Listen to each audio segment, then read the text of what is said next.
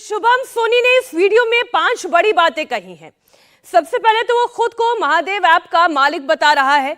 शुभम सोनी का दावा है कि भूपेश बघेल ने ही उसे दुबई जाकर अपना कामकाज जारी रखने के लिए कहा था। शुभम का यह भी कहना है कि दुबई जाने से पहले वो रायपुर में भूपेश बघेल से मिला था। इस वीडियो में उसने बघेल को 508 करोड़ रुपए देने का दावा भी किया है और बघेल की पलटी मारने की आदत पर भी शुभम सोनी ये कह रहा था कि हमारे सीएम साहब को एक आदत है कि वो कोई बात कहते हैं फिर अपनी ही बात से वो पलटी मार जाते हैं। तो ये 5 बड़ी बातें शुभम सोनी अपने इस वीडियो में कह रहा है। लेकिन सवाल ये उठता है कि शुभम सोनी अब क्यों बोल रहा है, जबकि महादेव बैटिंग ऐप का मामला पिछले कई महीनों से सुर्खियों में है। भूपेश बघेल पर लगातार महादेव बैटिंग ऐप को लेकर आरोप भी लग रहे हैं, लेकिन वोटिंग से ऐन पहले इस तरीके से सामने आना ये प्रश्न खड़ा करता है। छत्तीसगढ़ के सीएम भूपेश बघेल ने शुभम सोनी के आरोपों को खारिज कर दिया है। बड़ी खबर आपको बता दें, सीएम बघेल ने कहा कि ट्विटर पर अपना बयान भी जारी किया। शुभम सोनी को ना मैं जानता हूं ना मैं कभी मिला, लेकिन सरकार यानी केंद्र की वो बात कर रहे हैं कि केंद्र की सरकार उसे गिरफ्तार क्यों नहीं कर रही है, मुझे बदनाम करने की कोशिश क्यों कर रही है। देखिए जो उन्होंने लिखा है, मैं इस व्यक्ति को नहीं जानता, ना मैं कभी इसे उस तरह से मिला हूं, वह किसी सभा समारोह का हिस्सा रहा हो तो मैं नहीं कह सकता। दूसरी बात यह है कि यह व्यक्ति दावा कर रहा है कि वह महादेव ऐप का मालिक है।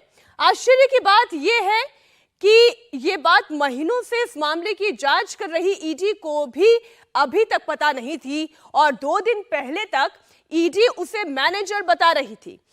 यह कोई रहस्य नहीं है कि यह वीडियो क्यों आया है और कैसे आया है। आगे वो अपनी बात कहते हैं कि यह भी समझना कठिन नहीं है कि ऐन चुनावों के वक्त ऐसा बयान बीजेपी को फायदा पहुंचाने के लिए ही जारी किया गया है। देखिए ऐसा है कि जब आप अपने मुद्दों को लेकर जनता के बीच जा नहीं पा रहे हैं, जनता विश्वास नहीं कर रही है, तो सामने वाले को बदनाम करो।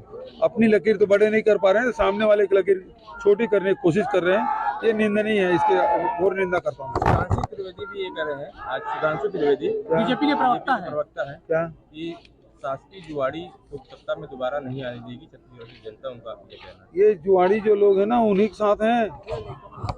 नारायण चंदेल उसमें फोटो में दिखाई दे रहे हैं।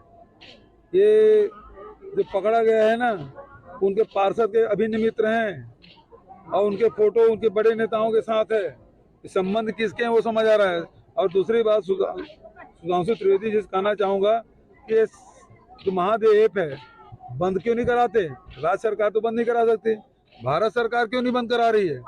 लुक आउट सर्कुलर जारी हुआ, विदेश में जाके छत्तीसगढ़ की पुलिस गिरफ्तार नहीं कर सकती, भारत सरकार कर सकती है। क्यों गिरफ्तार नहीं कर रहे हैं? इसका मतलब ये चुनाव के पहले आपके लेन देन हो गए तभी आपने ना उसको बंद कर रहे हैं ना गिरफ्तारी कर रहे हैं। तो एक तरफ आरोप लग रहे हैं, दूसरी तरफ जबरदस्त पलटवार भी हो रहा है। लेकिन पूरा मामला क्या है आपको जरा तफसील से समझाती हूं।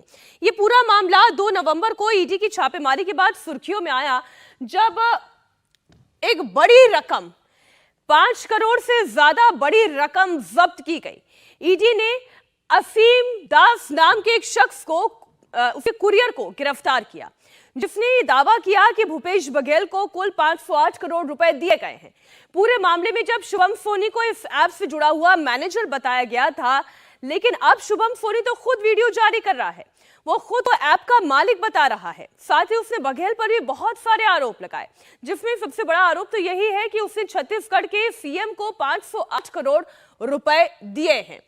और यही भूपेश बघेल कह रहे थे कि अभी तक ईडी इस मामले की जांच कर रही थी, तो वो ये क्यों नहीं पता लगा पाए कि ये मैनेजर नहीं बल्कि मालिक है।